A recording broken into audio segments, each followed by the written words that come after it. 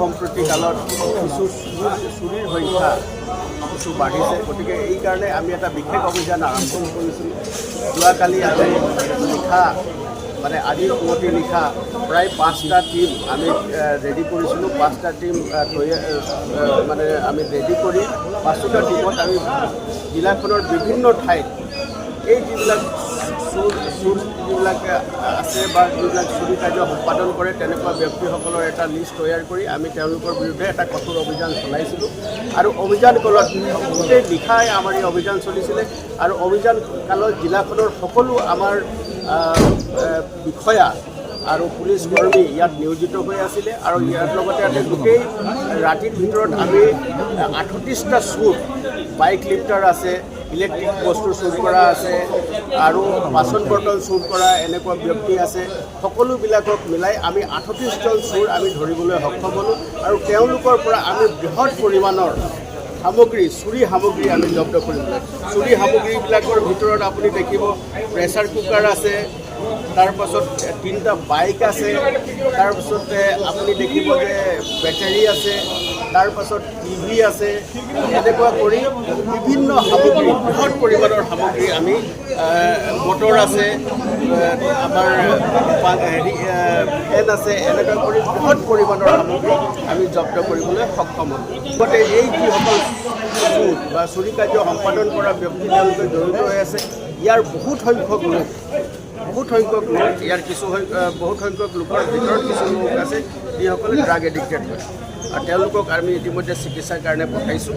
আৰু তাৰ লগতে যিখিনি জব্দকৃত সামগ্ৰী আছে এই সামগ্ৰীখিনি আমি আইনমতে যিখিনি মানে কৰিব লাগে সেইখিনি কৰিবলৈ আমি ইতিমধ্যে তৎপৰ হৈ আছোঁ। আৰু তাৰ লগতে এই 38জন যিজন ব্যক্তিক আমি চুৰ কৰিলোঁ, তেওঁলোকে যি 38জন ব্যক্তি যিসকল মানে এই চুৰি কাৰ্য সম্পাদন কৰাত তেওঁলোকে জড়িত হৈ আছে আৰু তেওঁলোকৰ পৰা যি সামগ্ৰী আমি লাভ কৰিছোঁ, বহুত এইসকলৰ ভিতৰত এজন আছে ৱাহিদ আলী মিশ্ৰা, ৰহান লস্কৰ, দুলাল দাস, কৃষ্ণ দাস, ফাইজুৰ ৰহমান, ৰঞ্জু দাস, শ্বৰীফ লস্কৰ, মাছুমুদ্দিন, শ্বাৰুখ আহমেদ বৰভূঞা, তাৰপাছতে আপোনাৰ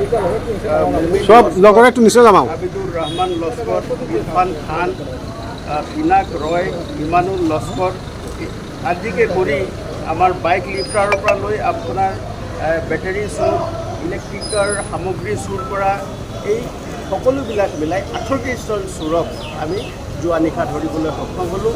আৰু আমি কাছাৰবাসীৰ যি নাগৰিক সমাজ আছে তেওঁলোকৰ যি সৰু যি ঘটনা, চুৰি ঘটনা সংঘটিত হয়, তেওঁলোকৰ পৰিয়ালত এটা বিৰূপ এটা প্ৰভাৱ পৰে, আৰ্থিকভাৱেও এটা বিৰূপ প্ৰভাৱ পৰে। আৰু সেইকাৰণে আমি আমাৰ নাগৰিকৰ যিবিলাক অসুবিধা আছে সেইবিলাকৰ প্ৰতি আমি দায়বদ্ধ আৰু তেওঁলোকৰ নিৰাপত্তাৰ কাৰণে আমি দায়বদ্ধ।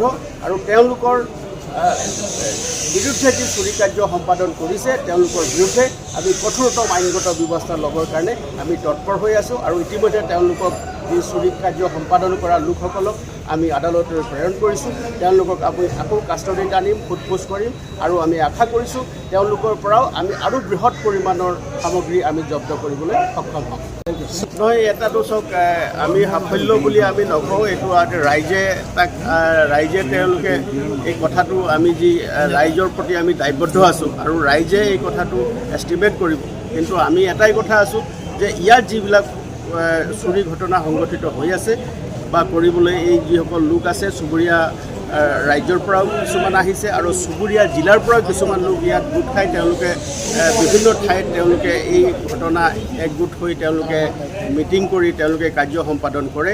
গতিকে তেওঁলোকৰ বিৰুদ্ধে আমি তৎপৰ হৈ আছোঁ আৰু কোনো ধৰণৰ এনেকুৱা দুষ্কৃতিকাৰী লোক জিলাখনত যাতে কোনো আহি পেলাই তেওঁলোকে দুষ্কাৰ্য সংঘটিত কৰিব নোৱাৰে, তাৰ কাৰণে আমি কাছাৰ আৰক্ষী তথা অসম আৰক্ষী আমি তৎপৰ হৈ আছোঁ। আৰু তেওঁলোকৰ বিৰুদ্ধে আমি কোনো মাৰ্চি নাই, তেওঁলোকৰ বিৰুদ্ধে কঠোৰতম আইনগত ব্যৱস্থা ল'বৰ কাৰণে আমি সদায় তৎপৰ হৈ আছোঁ।